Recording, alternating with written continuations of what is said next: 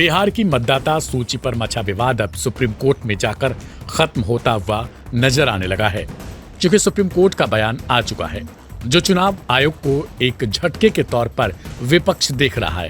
दरअसल बिहार में मताधिकार सूची विशेष पुनरीक्षण यानी SIR को लेकर विपक्षी दलों ने सुप्रीम कोर्ट का दरवाजा खटखटाते हुए चेतावनी दी थी कि इससे लाखों वोटर मताधिकार से वंचित हो सकते हैं।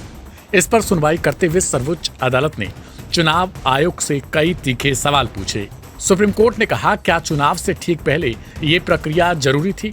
साथ ही कोर्ट ने साफ कर दिया कि नागरिकता की जांच करना चुनाव आयोग का काम कतई नहीं है, बल्कि कोर्ट ने कहा यह काम तो गृह मंत्रालय का है।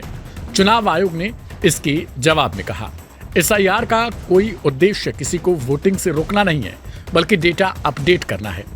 कोर्ट ने कहा प्रक्रिया वैध हो सकती है, लेकिन पारदर्शिता और समय का ध्यान रखना जरूरी है। अदालत ने कहा कि आधार कार्ड, राशन कार्ड और वोटर ID ये सभी दस्तावेज मतदाता सूची सत्यापन में स्वीकार किए जाने चाहिए। कोर्ट ने चुनाव आयोग से पूछा कि जब लोगों के पास ये वैध पहचान पत्र हैं, तो फिर संदेह की गुंजाइश क्यों? कोर्ट ने बिना कोई आदेश पारित किए ही 21 जुलाई तक चुनाव आयोग से जवाब मांगने के लिए समय दिया और 28 जुलाई को अगली सुनवाई की तारीख मुकर्रर की। सुनवाई में वरिष्ठ वकील कपिल सिब्बल ने आपत्ति जताई कि बूथ लेवल ऑफिसर यानी BLA को यह अधिकार नहीं दिया जाना चाहिए कि वह किसी की नागरिकता तय कर सके, क्योंकि यह गृह मंत्रालय का काम है। पीठ ने भी कहा कि नागरिकता सत्यापन ECI का कार्य नहीं, और अगर कोई मतदाता फॉर्म न भर पाए तो उसका नाम मतदाता सूची में बने रहने की गारंटी देनी होगी।